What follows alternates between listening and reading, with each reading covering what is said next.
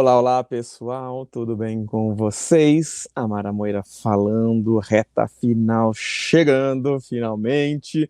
Esse momento que é esse bicho-papão, mas a gente tá mais do que preparados, mais do que preparadas. A gente vai arrasar nessa prova. Eu trouxe aqui um momento, uma aula para a gente refletir sobre um dos pontos mais importantes dessa literatura brasileira, algo que é incontornável, algo que sempre vai ser cobrado quando a gente está pensando em Enem. Sobretudo Enem, mas nas outros vestibulares também costuma cair bastante. Vamos falar sobre coloquialidade, essa experimentação com uma linguagem popular, nessa tentativa também de criar uma linguagem nacional na literatura, de experimentar com essa linguagem, de trazer essa linguagem falada de verdade pelas pessoas para dentro dos livros, em vez da gente ficar escrevendo com um português artificial, um português que não tinha vida, não tinha circulação, mesmo nos meios mais elitizados, mais cultos aqui do Brasil. Então isso vai começar longínquamente, nesses primórdios da história da colonização, mas vai ganhando força século após século, até que a gente vai ver isso irromper com uma força nunca antes vista no nosso modernismo, e daí então a coisa vai ficando cada vez mais doida. Então hoje a gente vai falar bastante sobre isso, a gente vai começar, eu vou mostrar vários slides, a gente vai mergulhar nos textos, a gente vai perceber como é que a coisa vai ganhando forma, como cada uma dessas obras vai se tornando cada vez mais importantes, levando essa experimentação além, certo? Benzi, você pode jogar para a gente os slides aí na tela, fazendo um favor? Obrigadíssima. Então, a coloquialidade na literatura brasileira. E eu vou começar com um artiguinho do senhor José de Alencar, uma figura meio, às vezes a gente odeia por conta da forma como ele escreve, por conta dos seus posicionamentos políticos, mas o cara teve alguns momentos de muita genialidade, assim, sabe? A gente não pode jogar isso no lixo, a gente não pode deixar de perceber quanto isso foi importante. Então, nesse texto aqui, que ele publicou no Diário de Pernambuco em 1877, ou seja, finzinho ali, né, últimas décadas do século XIX, ele vai dizer o seguinte. Primeiro, nessa parte vermelha é onde eu vou centrar o debate, mas aqui não é o texto inteiro ainda, né? Tem mais coisa do que isso, esse aqui é só a parte final dele, mas acho que vale a pena mencionar alguns pontos, por exemplo, quando ele começa ali, né? Nós, os brasileiros, apesar de orçarmos já por mais de 10 milhões de habitantes, então olha só, 1877 estimava-se que a população brasileira fosse 10 milhões de habitantes, né, perto dos 200 e tantos milhões de hoje, né, interessantíssimo isso. Então, havemos de receber a senha, nós, com 10 milhões de habitantes, havemos de receber a senha de nossos irmãos, os portugueses, ele está falando dos portugueses, que não passam de um terço daquele algarismo. Então, tinham 3 milhões de portugueses, e os portugueses queriam ditar como é que o português é falado, sendo que aqui já tinha 3 vezes mais habitantes falantes desse idioma. Né? Nossa imaginação americana, por força que terá de acomodar-se aos moldes europeus, sem que lhe seja permitido revestir suas formas originais. Sem nos emaranharmos agora em abstrusas investigações filológicas, podemos afirmar que é este o caso em que a realidade insurge-se contra a teoria. O fato existe. Como há poucos dias escreveu meu distinto colega em uma apreciação por demais benévola. E aqui então ele está falando o seguinte, né? Os portugueses têm 3 vezes menos habitantes do que nós. Naquele momento era 3 vezes, hoje já é muito mais do que isso, hoje é uns 20 vezes menos do que isso. Mas eles querem determinar como é que esse idioma vai ser falado, né? Qual português vai ser considerado legítimo e qual não. Né? Isso é terrível, complicadíssimo, né? Porque aqui o idioma vai ganhando expressões próprias, feições próprias, jeitos próprios. Né? Ele vai se acomodando ao território, à vida que existe aqui no Brasil. E aí, investigar esse português que vai se criando, que vai se reinventando aqui nesse território, é importante até para a gente pensar o que é Brasil, brasilidade, brasileiro. A língua é um dos elementos centrais de definição de um povo, de uma cultura. Né? Então, você ter uma compreensão maior, né, da forma como essa língua é falada no seu país, né, você poder falar, usar esse idioma, né, dentro das suas composições. Então, a gente está escrevendo para brasileiros. Por que a gente vai usar um padrão de escrita europeu, português de Portugal? Não, por que a gente não pode começar a brincar com o português daqui? Né? Então, nesse momento, pós-independência do Brasil, esse debate ganha muita importância. Né? Como é que a gente vai afirmando as diferenças entre o que é brasileiro e o que é português? Né? Como é que a gente vai deixando de sentir vergonha, né, pelo português que a gente fala aqui? A gente vai começando a se orgulhar, e mais do que se orgulhar, a gente vai começando a experimentar, explorar, né, descobrir as belezas desse idioma. A gente para de pedir desculpa. Meu Deus, não falamos português como vocês falam. Tá, não falamos. Agora a gente vai começar a brincar de usar esse português de outra forma. E aí, olha, ele vai dar um exemplo incrível, muito bonitinho, para a gente pensar essa reinvenção da língua, né? Então ele vai, olha ali naquela parte que está com vermelho, né? A mãe diz do filho que acalentou ao colo está dormindinho. Que riqueza de expressão nesta frase, tão simples e concisa. O mimo e ternura do afeto materno, a delicadeza da criança e sutileza de seu sono de passarinho, até o receio de acordá-la com uma palavra menos doce. Tudo aí está nesse diminutivo verbal, né? Então, dormindinho, né? A gente não costuma colocar diminutivos nas formas verbais. Dormindo é uma forma verbal. Então, dormindinho é uma criação popular espontânea que afronta a norma culta, mas ao afrontar a norma culta cria uma expressão de uma beleza enorme, né? Uma beleza que só percebe quem tiver olhos livres, quem se permitir olhar, né, sem ficar lá com essa percepção engessada, né, da norma culta, né? Então ele vai começar a brincar com isso aqui, né? E isso ele vai falar aqui, ele vai fazer nos seus livros, ele vai explorar uma linguagem brasileira, né, um português brasileiro. Ele vai ser muito criticado pelos portugueses e mesmo por brasileiros naquele momento, né, porque não entendiam, não apreciavam esse movimento, né? Não é porque estavam fazendo que estava todo mundo batendo palma, não. Esses pioneiros, esses primeiros, estavam levando muita pancada, inclusive, né? Só que não é aí que tudo começa, né? Nem dá para dizer exatamente onde tudo começa. Começa quando começam a falar um português aqui, e esse português começa a misturar-se com línguas indígenas, com línguas de origem africana, né? E vai se transformando a pronúncia das palavras, vai incorporando léxicos de outros idiomas, vão sendo criadas palavras aqui que não existem em Portugal, que nem se compreendem em Portugal, né? E aí um desses autores que vai bastante experimentar isso, sobretudo na poesia satírica, numa poesia mais livre, né, uma poesia que não se preocupava tanto com os padrões de beleza, de composição, é o Gregório de Matos no Barroco, né? Então a gente vai ter um começo de experimentação com uma linguagem coloquial, com termos que muitas vezes vão entrar em desuso, vão se perder, e a gente hoje vai ter dificuldade para explicar, né?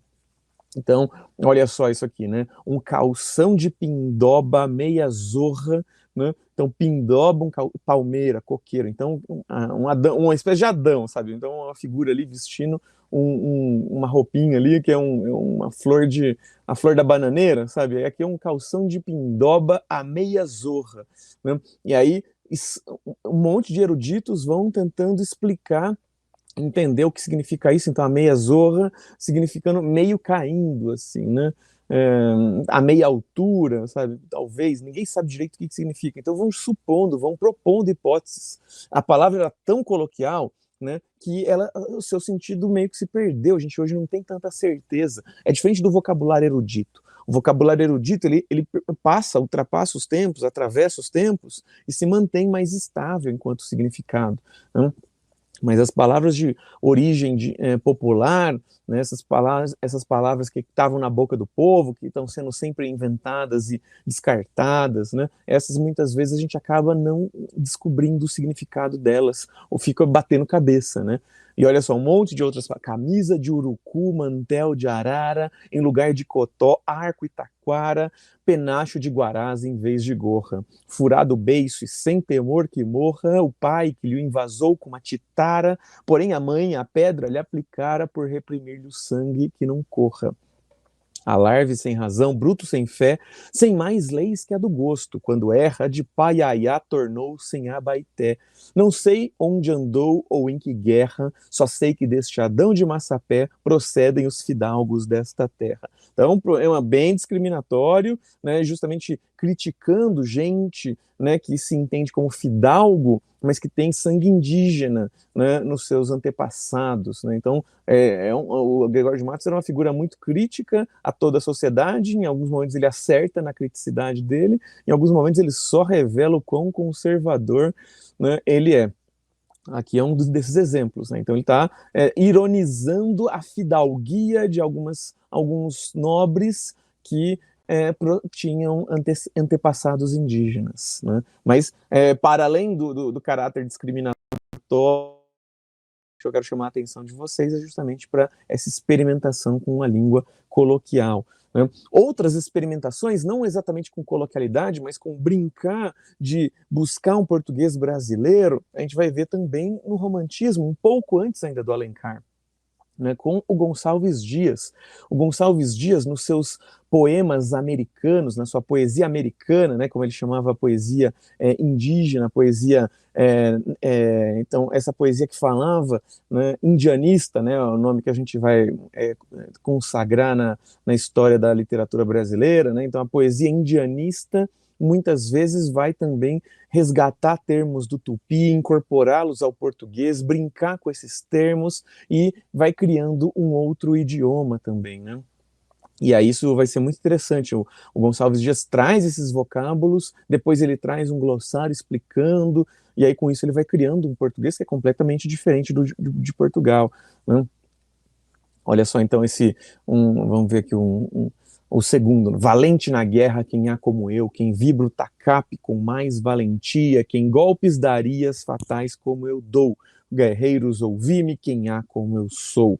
Né? Então, a coisa do tacape, ali tem o boré, né? Então, aos sons do boré. Então, a gente vai vendo um monte de palavras de origem do tupi. O Gonçalves Dias era um estudioso, né, do tupi, ele tem um dicionário do tupi que ele publicou em vida ainda, né, boa parte da sua poesia versa sobre isso, então é interessante também como uma experimentação, uma invenção, né, de como desse português, né, é uma forma também de reinventar esse português que está sendo feito ali nesse momento do romantismo, né? Então o romantismo é a primeira fase, né, que chama justamente nacionalista indianista, né, porque está brincando de afirmar uma questão nacional, criar uma identidade nacional, usando a literatura para isso, né?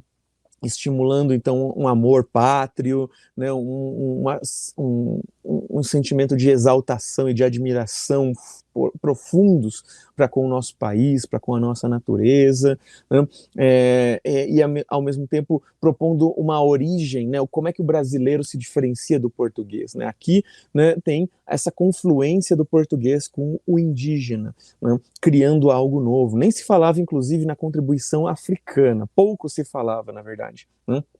Mas é interessante a gente pensar que estava já considerando que o brasileiro era resultado de uma mistura, de uma mescla entre indígenas e portugueses, e que isso se verificava para além de questões puramente biológicas, corporais, isso se verificava na cultura, no léxico, na língua, né? Então vão ter muitos poemas voltados para recuperar, né, o que era, né, esse português, esse Brasil, esse território antes da chegada dos portugueses, antes do começo da colonização, ou no começo da colonização mesmo, né?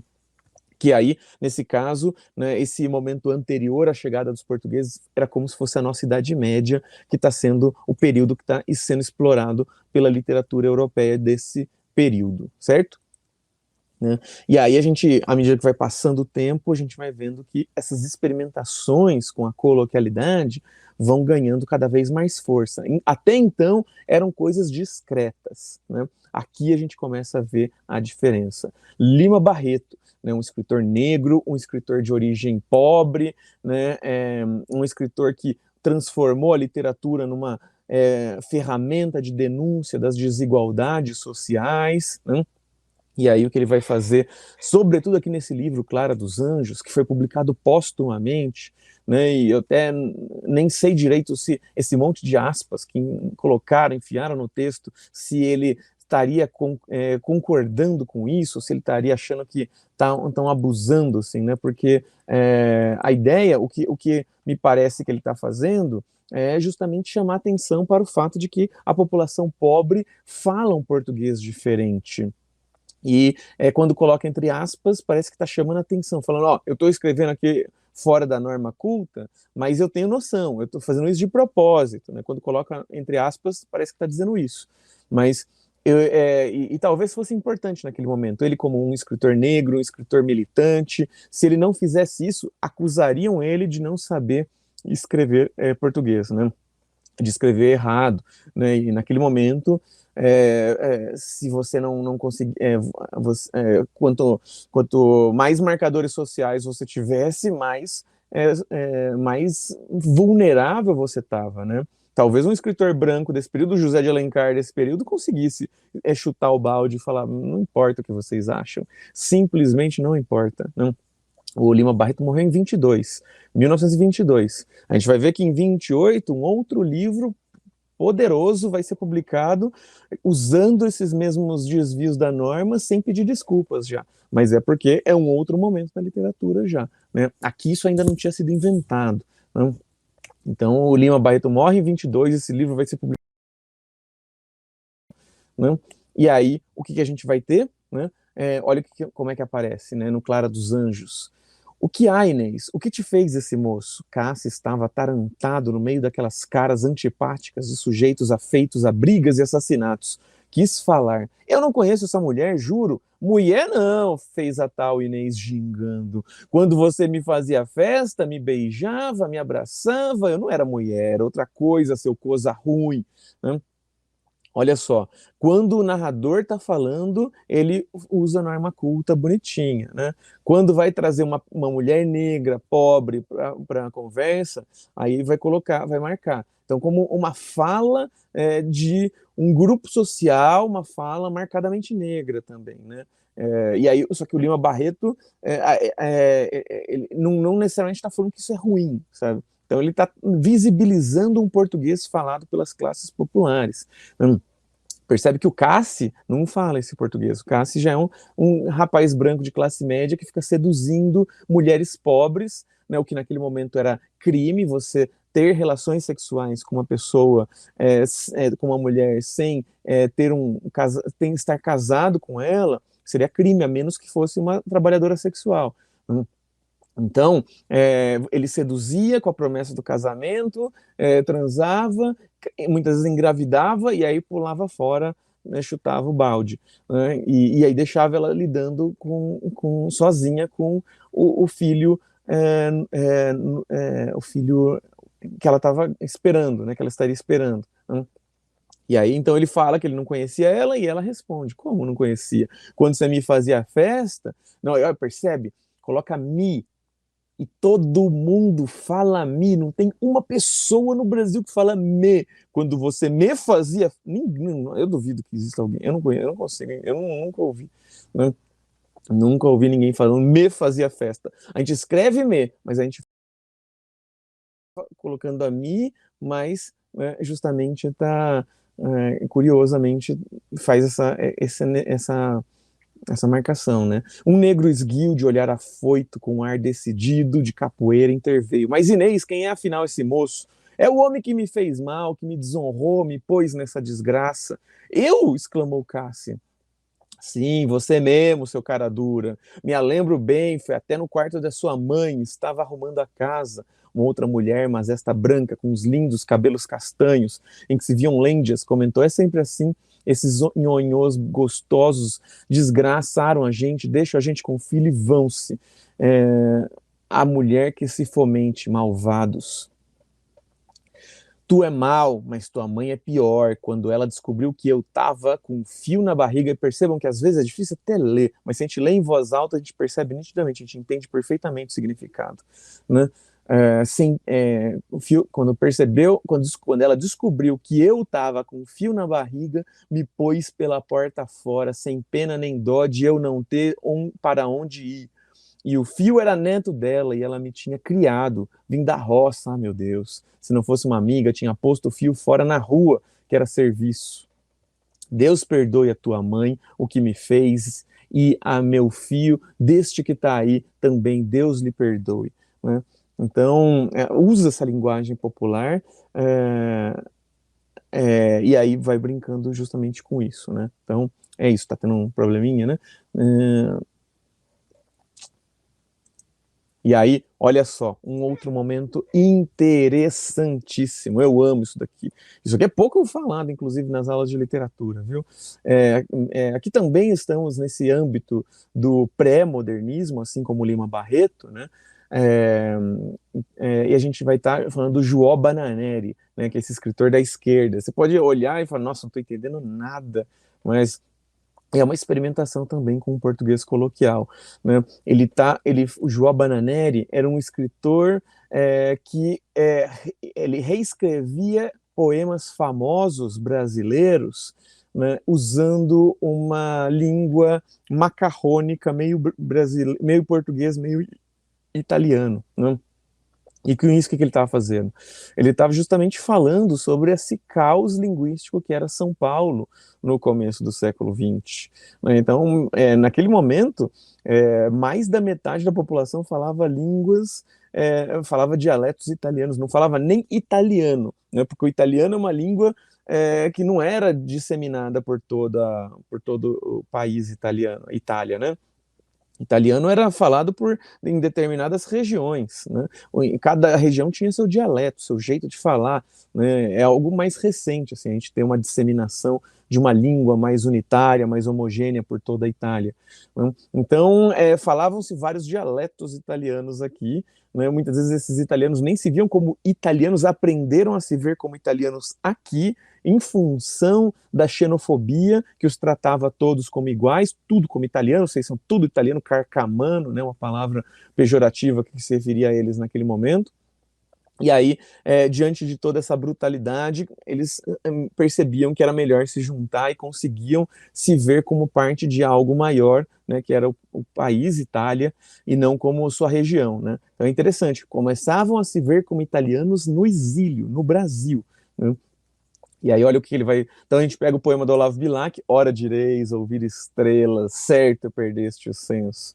E aí, olha como é que ele vai colocar. Tem que entender um pouco de italiano para saber ler isso aqui, né? CH em italiano é igual QU no português. Então, que escutar estrela, né, meia estrela, você está maluco? Ó, você, não existe isso em italiano. Você está maluco? E io ti dirò intanto que para escuitá-las muitas vezes levanto e vou dar uma espiada na janela.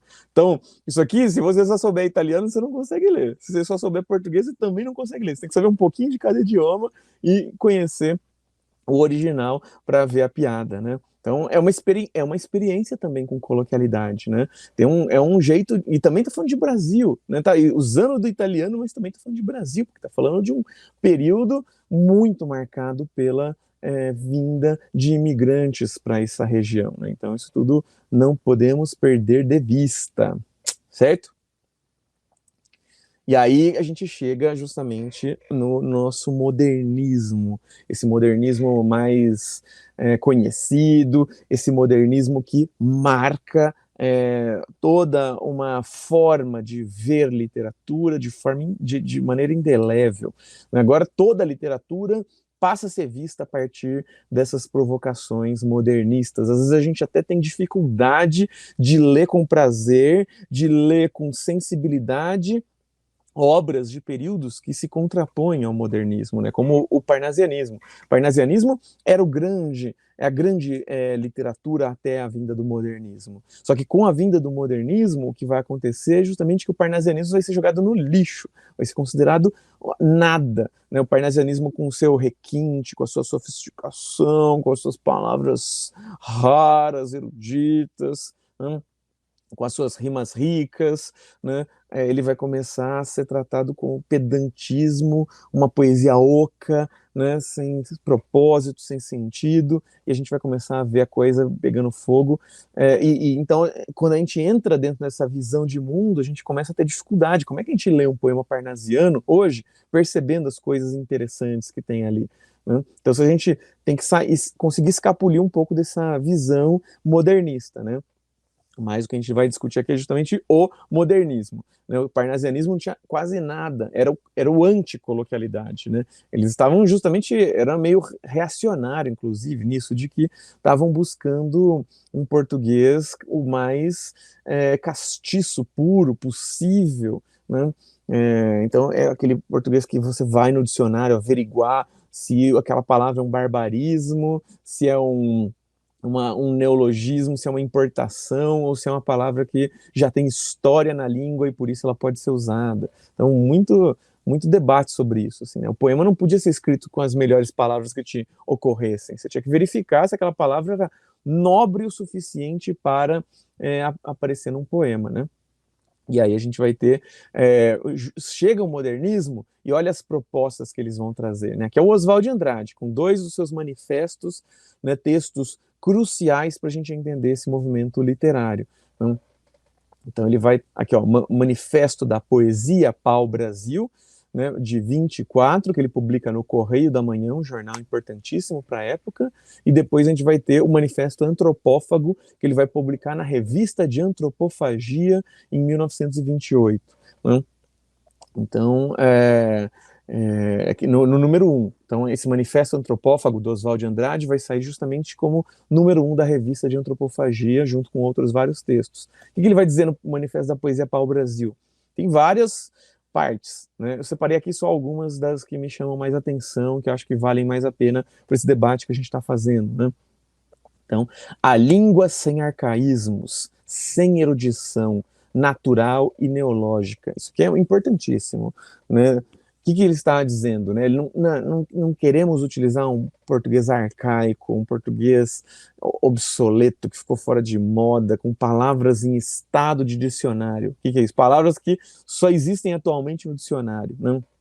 Não, é uma língua sem arcaísmos e sem erudição, uma língua que você fale e seja prontamente compreendido, né? Uma língua do agora, a língua que está circulando agora, o português da rua, o português desse momento, né? Natural e neológica. Natural e neológica por quê? Porque a língua ela fica se reinventando o tempo inteiro, né? Sobretudo em contextos de oralidade, né? Contextos que não são tão marcados pela presença da língua escrita, né? A língua escrita é mais conservadora, né? Então a gente fica sempre olhando para o formatinho dela, aí a gente acaba que fixa aquele formato, né? E repete e reproduz aquele formato.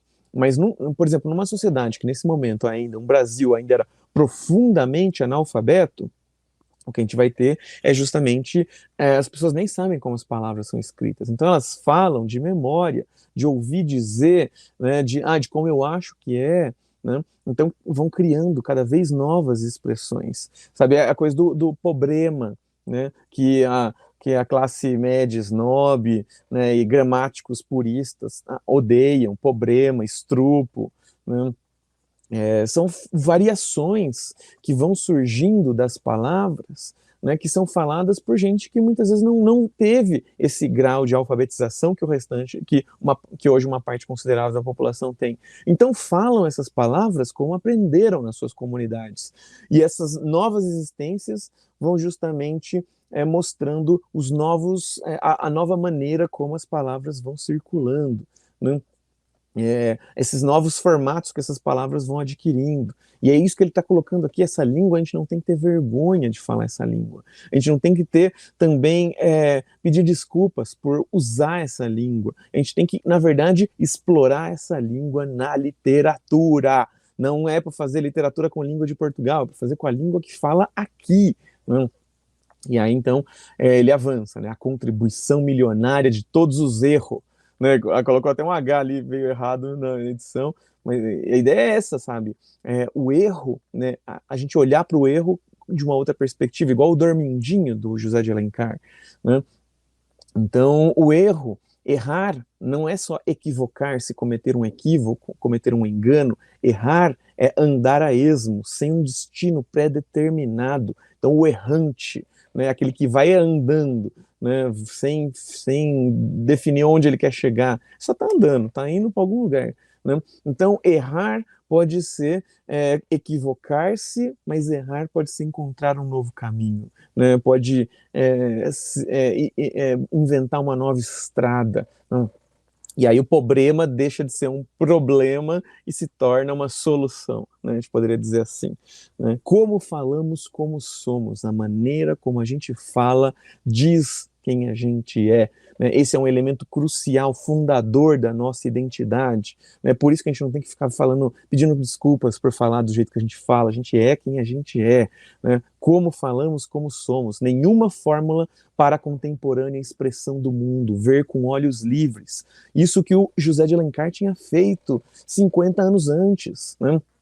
Quando ele olha para o povo falando dormindinho e fica fascinado, meu Deus, que palavra linda, que coisa absurda, né? É isso, a gente está dizendo justamente disso, né? A gente poder olhar para problema e ver nisso beleza, só que para isso a gente tem que se despir dos nossos preconceitos de classe, né? A gente tem que deixar de acreditar que o português bonito é o português da classe média alta e que o português que destoa disso é um português feio, de gente que não sabe falar português. É todo mundo fluente em português aqui nesse território.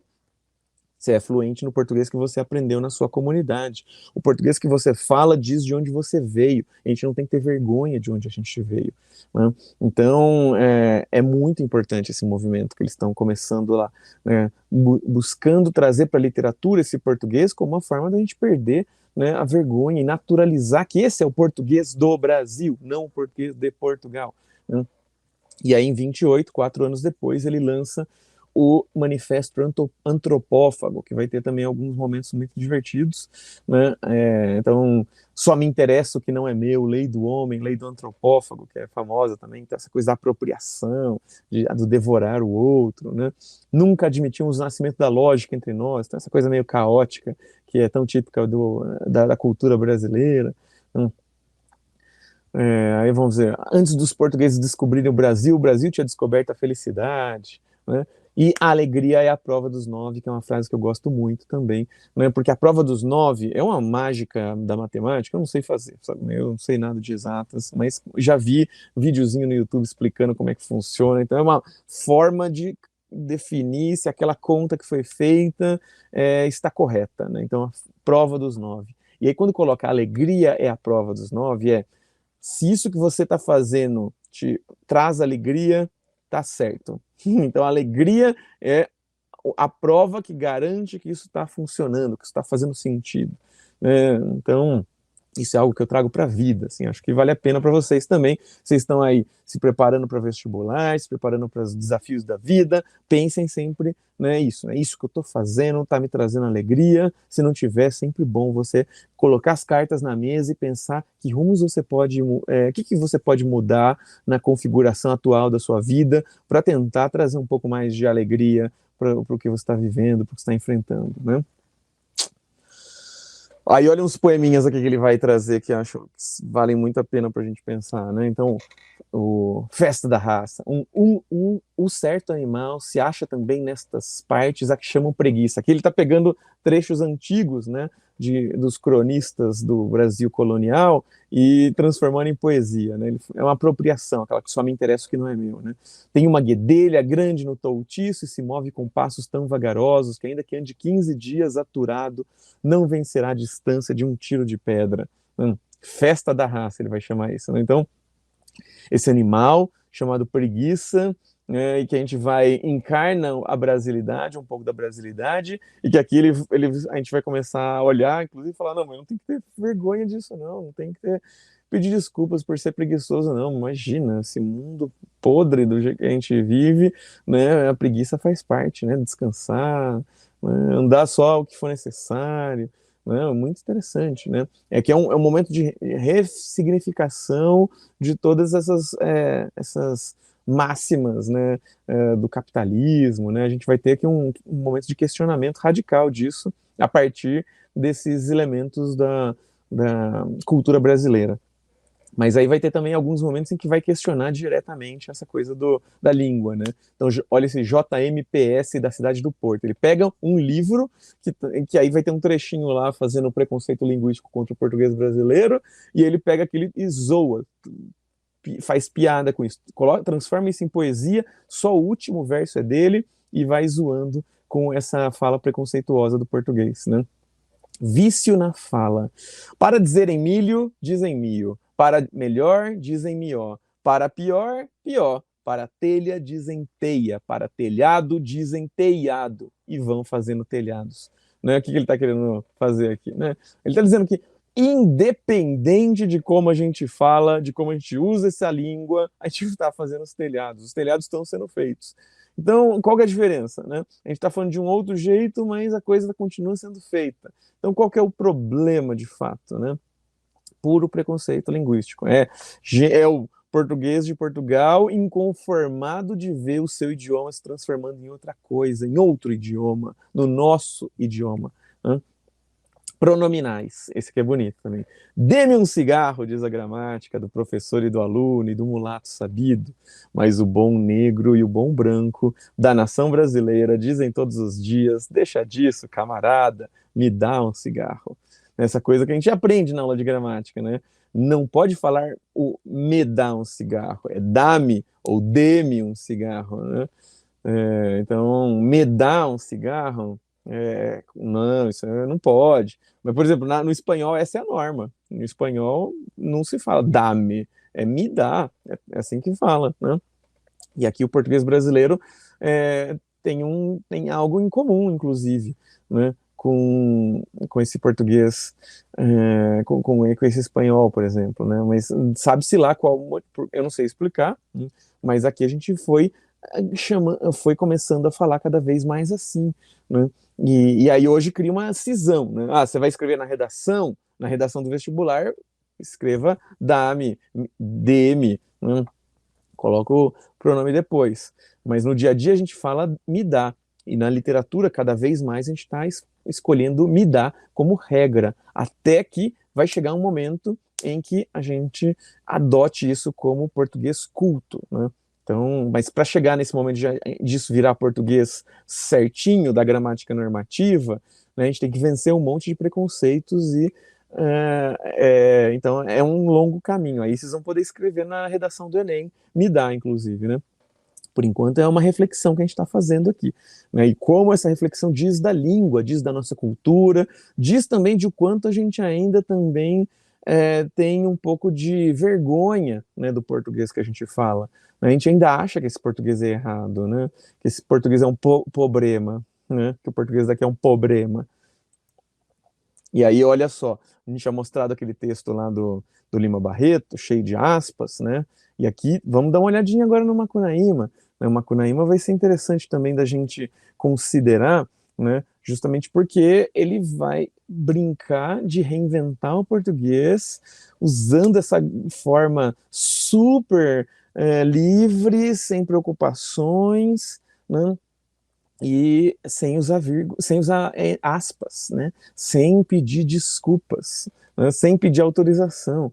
Então, no fundo do Mato Virgem nasceu Macunaíma, herói da nossa gente. Era preto, retinto e filho do medo da noite. Houve um momento em que o silêncio foi tão grande, escutando o murmurejo do Urariquera, que a Índia Tapanhumas pariu uma criança feia. Essa criança que chamaram de Macunaíma. Já na meninice fez coisas de sarapantar. Então não é coisa de espantar, coisas de causar espanto, é de sarapantar, de se espantar, e aí se espantar vira sarapantar. É pura formação popular isso. As pessoas vão ouvindo essa forma de falar e aí vão criando outras formas, né? Isso na linguística é conhecido como hipercorreção. Quando fala, por exemplo, problema, ou problema, problema, se inverte, sabe? Você sabe que tem no encontro consonantal, né? Então se inverte. Né? E então já na meninice fez coisas de sarapantar. De primeiro passou mais de 6 anos não falando. Se, com o i, o incitavam a falar, exclamava: ai, que preguiça! E não dizia mais nada. Ficava no canto da maloca, trepado no giral de Paxiúba, espiando o trabalho dos outros e principalmente os dois manos que tinha, Manap, Javelinho e Jiguê na força do homem. O divertimento dele era decepar cabeça de saúva. Vivia deitado, mas se punha os olhos em dinheiro, Macunaíma dandava para ganhar vintém. Dandava como também uma forma do português infantil, né, de falar de bebê, de andava, fazia de tudo para ganhar vintém. E também espertava quando a família ia tomar banho no rio, todos juntos e nus. Passava o tempo do banho dando mergulho, e as mulheres soltavam gritos gozados por causa dos guaiamuns, diz que habitando a água doce por lá. Dizem que, né? Os guaiamuns dizem que habitando a água doce por lá, mas aí no português coloquial diz que, né? Parece que, né? Esse filme parece que não tem fim, né? Parece que não tem fim, né? É assim que se usa em algumas regiões do Brasil, né? Minha companheira é do Pará, né? E lá o parece que e o diz que se usa tudo quanto é canto, né? E o Macunaíma são de lendas nortistas, né? Então, o Mário de Andrade está se vaziando, se inspirando nesse português falado em vários cantos do país e trazendo isso para dentro do seu texto sem querer pedir desculpas ou, né, nada, né? E aí, então, no Mocambo, se alguma cunhatã se aproximava dele para fazer festinha, o cunhatã, né? Cunhã, né, do tupi, quer dizer mulher, cunhatã, menina, né? Macunaíma punha punha a mão nas graças dela, Cunhatã se afastava. Nos machos guspia na cara, guspia, não é cuspia, guspir, né? Então é igual quando a gente fala subaco em vez de sovaco, né? Então é interessante, a gente fala subaco, né? Mas a gente fala guspia, mas a gente tem muitas vezes medinho assim, de escrever isso no português, né? No papel, né? No papel parece que pega mal. Não tem que pegar mal, é assim que a gente fala, assim que a gente fala, né? Porque a gente não pode escrever do jeito que a gente fala. Porém, respeitava os velhos e frequentava com aplicação a muru, a poracê, o torê, o bacororô, a cucuicog, todas essas danças religiosas da tribo. Isso aqui é só a primeira página. Né? Vocês forem andando, vocês vão perceber que tem muito mais coisa de provocação, né, nesse idioma, que tenta brincar de ser serelepe, de ser brincalhão, uma forma mais divertida de olhar para o português, longe daquela seriedade do parnasianismo, né? Então, é uma marca importante também dessa literatura do modernismo, né? E aqui, olha o outro grande nome do modernismo, que é o Manuel Bandeira, né? Falamos um pouco do parnasianismo, ele começa ali meio flertando com certo parnasianismo, fazendo uns livros cheios de rima rica, umas rimas super sofisticadas que ele vai inventar, muito doidas, mas de repente ele corta e começa a produzir cada vez mais dentro dessa linguagem desbocada, dessa linguagem que valoriza o cotidiano, o coloquial, que não quer nem saber de língua pura, castiça, né? Olha esse poema aqui, que é um dos mais famosos do livro Libertinagem, de 1930, Poética. Estou farto do lirismo comedido, do lirismo bem comportado, do lirismo funcionário público, com livro de ponto, expediente, protocolo e manifestações de apreço ao senhor diretor. Né? Então, ele não quer esse lirismo comportadinho, né? Ele quer justamente um lirismo mais solto, um lirismo que dialoga, né, com a gente, que não é aquela coisa impostada, enfadonha, metida besta. Estou farto do lirismo que para e vai averiguar no dicionário cunho vernáculo de um vocábulo. Olha o que eu estava falando aqui para vocês, né? Parar aí no dicionário, ver se aquela palavra não é um francesismo, não é uma importação do francês, sujando a nossa língua, né? Vocês pegarem alguns dicionários antigos, eles vão falar essa palavra não deve ser usada porque ela é um francesismo, né? Ou a palavra que eles usavam não é francesismo, é galicismo, né? Então, galicismo é uma importação da língua francesa, né? E aí se veio do galicismo um inglesismo, né, isso tudo era considerado um vício de linguagem terrível. Não tinha palavras mais antigas que diziam o mesmo e essas deviam ser priorizadas sempre. Então, o cunho vernáculo de um vocábulo era muito importante no português da virada do 19 para o 20. Né? Um português era um português mais conservador, um português que se opõe diretamente a isso que vai ser reivindicado, né, pelo modernismo da primeira geração.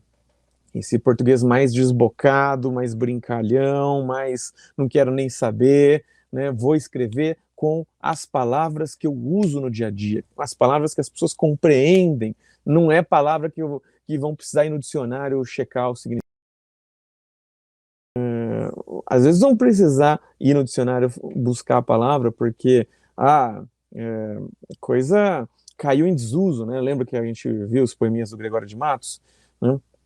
Então, a gente vai precisar voltar um pouquinho, né, no dicionário, porque palavras coloquiais costumam cair um pouco mais, né? Costumam ter um pouquinho mais de problema, mas é raro, né? É mais fácil, essa poesia está sendo ali pensada diante dessa linguagem daquele momento, né? E aí ele vai continuando. Abaixo os puristas, todas as palavras, sobretudo os barbarismos universais, todas as construções, sobretudo as sintaxes de exceção, todos os ritmos, sobretudo os inumeráveis, então um gosto pelos barbarismos. Né? O português, a partir desse momento, não tem medo mais dos barbarismos, começa a gostar deles, achar que eles são bonitões, interessantes, no mínimo. Né? Estou farto do lirismo namorador, político, raquítico, sifilítico, de todo o lirismo que capitula, ou seja, que se entrega, que se rende ao que quer que seja fora de si mesmo. De resto, não é lirismo, será contabilidade, tabela de cosseno, secretário do amante exemplar, com 100 modelos de cartas e as diferentes maneiras de agradar as mulheres, etc. Então, se esse lirismo que fica muito preocupado com o purismo, talvez ele esteja mais próximo da burocracia, né, desses modelos prontos, do que de fato, né, o lirismo de verdade, ele irrompe, né, e não se preocupa se a coisa está de acordo com a norma culta ou não, se aquela palavra é apropriada ou não, se aquela palavra é um barbarismo ou não. Né, o lirismo, ele irrompe de uma forma livre. Né, se você está muito preocupado, né, vai acabar que as palavras, o lirismo que você vai produzir vai ser um negócio meio pré-formatado, como, né, o secretário do amante exemplar com 100 modelos de cartas e as diferentes maneiras de agradar as mulheres. Olha a piada que ele está fazendo aqui, né? Então está dizendo que tem um secretário do amante exemplar que tem 100 modelos de cartas para ele poder mandar para as suas namoradinhas, para as mulheres, né? Ou seja, formas meio pré-fabricadas já de você escrever e seduzir, né? Então, tudo problemático. Quero antes o lirismo dos loucos, o lirismo dos bêbados, o lirismo difícil e pungente dos bêbados. Pungente é doloroso ali, né? Que machuca, né? Então, esse lirismo que vem nesses momentos de falta de controle, em que a gente não está se preocupando se a gente está seguindo as normas, né? O lirismo dos clowns de Shakespeare. Né? Os clowns do Shakespeare são aqueles palhaços que falam a verdade, assim, né? Que dizem a verdade rindo, assim, né? Aquelas figuras que dizem coisas terríveis, mas com um sorrisão no lábio, assim, né? Não quero mais saber do lirismo que não é libertação. Então, aqui o Manuel Bandeira. E aí separei duas questõezinhas para a gente poder ver como é que isso está sendo explorado, né, no próprio, na literatura, nos vestibulares, né? Então, olha só isso aqui, né? Vei a sol, né? Um textinho, uma questão sobre o Macunaíma, né? Ora, o pássaro careceu de fazer necessidade, fez e o herói ficou escorrendo sujeira de urubu. Já era de madrugadinha e o tempo estava inteiramente frio. Macunaíma acordou tremendo, todo lambuzado. Assim mesmo examinou bem a pedra mirim da ilhota para ver, para ver, não para ver se não havia alguma cova com dinheiro enterrado. Não havia, não. Nem a correntinha encantada de prata que indica para o escolhido tesouro de holandês. Havia só as formigas jaquetagas ruivinhas. Então passou Kaiuanog, a estrela da manhã. Macunaíma, já meio enjoado de tanto viver, pediu para ela que o carregasse para o céu. Caio Anog foi se chegando, porém o herói fedia muito. Vá tomar banho, ela fez, e foi-se embora. Assim nasceu a expressão vá tomar banho, que os brasileiros empregam se referindo a certos imigrantes europeus. Aí aqui, ó, vai brincando, inclusive, de trazer expressões populares, né, para zoar, para inventar uma fanfic. Isso aqui é uma fanfic, uma lenda urbana que ele está criando aqui para essa expressão vá tomar banho. Né? O fragmento de texto faz parte do capítulo 7, intitulado Vei a Sol, do livro Macunaíma, de Mário de Andrade. Brinca ali com o gênero, né? Então, essa divindade ali dentro do livro, né, é feminina, né? É a Sol, pertencente à primeira fase do modernismo brasileiro. Considerando a linguagem empregada pelo narrador, é possível identificar a resquícios do discurso naturalista usado pelos escritores do século XIX. Não, gente, né, associar qualquer coisa do naturalismo com Mário de Andrade é forçar a barra, né? O que seria o naturalismo? Seria o determinismo, né? Seria seria essa coisa a influência do meio determinando como é que vai ser o comportamento dos seres que ali vivem. Então é muito calor, faz com que as pessoas queiram, sejam mais propensas à promiscuidade, né? E aí é mais difícil pensar, então não tem como desenvolver a racionalidade, que a racionalidade é típica de países frios, balela. Né? Isso é tudo invenção de europeu, né, para tentar justificar sua superioridade, né, que não existe, né, uma superioridade puramente inventada e forjada por cima da opressão econômica, do capitalismo selvagem. Né? Então, não tem isso na literatura do Mário de Andrade, tem um questionamento radical disso. Né? Vai falar, aqui o pessoal é preguiçoso porque é muito quente, né? Então não tem como se desenvolver a indústria, não tem como ser um povo rico, não, eles vão justamente questionar, vão falar que não tem nada de mal, não tem nada de ruim com a preguiça, ela é parte da nossa vida, às vezes ela é até uma resistência contra esse capitalismo selvagem que tenta implantar e naturalizar na nossa vida, né? B. A ausência de linearidade no tratamento do tempo, recurso comum ao texto narrativo da primeira fase modernista. Então, aqui não está falando dessa ausência de linearidade, né? Tá mostrando, ele está em um lugar, vai para outro, né? Passa um tempo, né? Vai ter textos em que a gente vai ver essa ausência de linearidade, não aqui, né? C. Referência à fauna como meio de denunciar o primitivismo e o atraso de algumas regiões do país. Então, primeiro de tudo, não dá para falar de primitivismo e atraso, né, não, ele não está denunciando isso, não. Ele tá, a palavra primitivismo nem sempre às vezes utilizada por essa geração, inclusive, né, mas não com sentido pejorativo, né? Então, um retorno ao primitivo, às vezes, é algo interessante, né? A gente tem muito a aprender com povos originários, né? Então, a palavra primitivo é uma palavra meio problemática, mas é interessante a gente perceber que em alguns contextos ela não é utilizada de forma pejorativa, mas ela é uma palavra problemática mesmo assim. Né, porque a gente vai dizendo justamente que o que é primitivo e se coloca como o oposto disso, né, como o civilizado. Né? O que é o primitivo? É o oposto do civilizado. A civilização levou à bomba atômica, né, levou a todo esse caos que a gente está vivendo. Né? E quando a gente pensa o primitivismo, permitia uma convivência mais harmoniosa, né, sem destruição da natureza.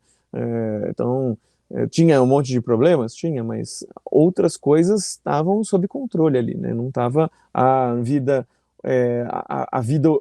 a vida no planeta Terra não estava ameaçada como está com o domínio das sociedades ditas civilizadas, né? D. Descrição preconceituosa dos tipos populares brasileiros representados por Macunaíma e Caio Anog.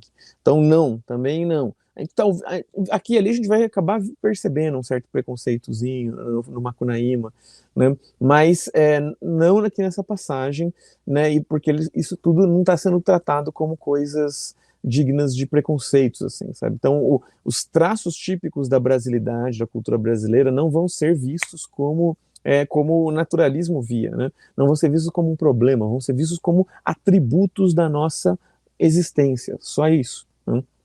E uso da linguagem coloquial e de temáticas do lendário brasileiro como meio de valorização da cultura popular nacional. Então é isso, né? A gente vai ter muitos momentos aqui nessa obra trabalhando essa coloquialidade, trabalhando lendas, né, e narrativas populares brasileiras, e justamente está isso sendo usado para valorizar não só a cultura popular nacional, mas para reforçar a identidade, para a gente conhecer um pouco mais, entender um pouco mais do que é o Brasil e até onde esse Brasil chega. E aí essa última questão aqui, de um Enem mais antiguinho, mas que eu gostei muito dessa questão, essa questão muito interessante.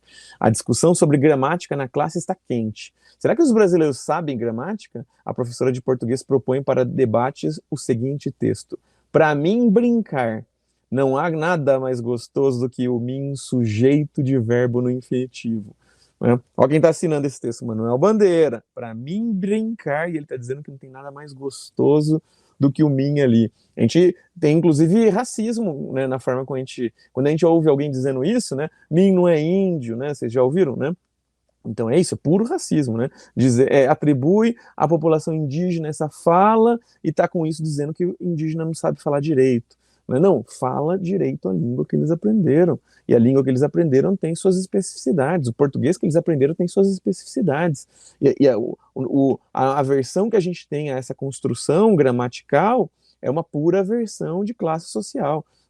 É gente pobre, é gente que vive em contextos de marginalização, né? E a gente não quer falar o mesmo português que essa gente que ocupa esses estratos sociais desprivilegiados falam, né?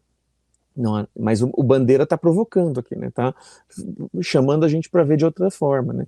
Não há nada mais gostoso do que o mim sujeito de verbo no infinitivo, para mim brincar. As cariocas que não sabem gramática falam assim. Todos os brasileiros deviam de querer falar como as cariocas que não sabem gramática. As palavras mais feias da língua portuguesa são quiçá, alhures e amiúde. Então pega 3 palavras super pedantes, metida besta desse português erudito e traz para zoar com elas, né? Com a orientação da professora e após o debate sobre o texto de Manuel Bandeira, os alunos chegaram à seguinte conclusão. Uma das propostas mais ousadas do modernismo foi a busca da identidade do povo brasileiro e o registro no texto literário da diversidade das falas brasileiras. Essa é boa, né? Está justamente discutindo alguns dos pontos centrais, né, da proposição modernista. B. Apesar de os modernistas registrarem as falas regionais do Brasil, ainda foram preconceituosos em relação aos cariocas. Não, eles estão justamente querendo, não é só cariocas que não sabem gramática, né, querem que a gente aprenda a falar dessa forma. A gente tem que aprender a falar com elas. Elas sabem falar um português mais gostoso, um português menos pomposo, né, menos artificial. C. A tradição dos valores portugueses foi a pauta temática do movimento modernista. Não. D. Manuel Bandeira e os modernistas brasileiros exaltaram em seus textos o primitivismo da nação brasileira. Aí também, eu já falei, essa palavra é problemática, né? Primitivismo, né? Não, falar que o primitivismo era uma reivindicação do momento, né? Então buscavam, mas aqui também não está falando de primitivismo, né? Aqui não está falando de povos originários, indígenas, né? E então nem isso está em pauta, né? Nem o debate nem essa palavra é problemática em si, às vezes a gente vai ver ela sendo utilizada ali no modernismo sem essa problematização, mas não é o caso aqui. Aqui está falando justamente de cariocas que não sabem gramática. Então, cariocas provavelmente de classes menos abastadas, analfabetas, e que está justamente questionando, acham horrível esse português, mas acham porque não estão percebendo quão lindo ele é. E Manuel Bandeira considera a diversidade dos falares brasileiros uma agressão à língua portuguesa. Ele talvez assinasse embaixo isso aqui, porque talvez ele adorasse agredir a língua portuguesa, questionar, problematizar, mas vocês estão percebendo que não é essa a pergunta a resposta que o Enem quer, né? Então, sim, a gente está querendo agredir a língua portuguesa, está querendo transformar em algo novo, está querendo criar um outro rolê, né? Uma outra brincadeira aqui, algo que seja menos pomposo, que não, uma língua que não tenha terno e gravata, né, nesse sol escaldante brasileiro, uma língua que possa ser falada com a nossa sunguinha, com um biquininho, um short, uma camiseta, né, com a nossa havaiana, que a gente possa usar mais de boa, sem se preocupar com tudo isso. Então, letra A, a alternativa correta, e com isso a gente chega ao fim aqui do nosso encontro. Que alegria estar com vocês, espero que vocês tenham gostado, espero que vocês tenham trazido um pouco de leveza. Eu quis dar uma aula um pouco mais leve hoje, né, abordando um monte de momentos da história da literatura, mas focando num ponto que é crucial para mim, que é justamente esse debate da disputa, da exploração, da experimentação com a coloquialidade. Então, beijo para vocês e nos vemos na próxima aula.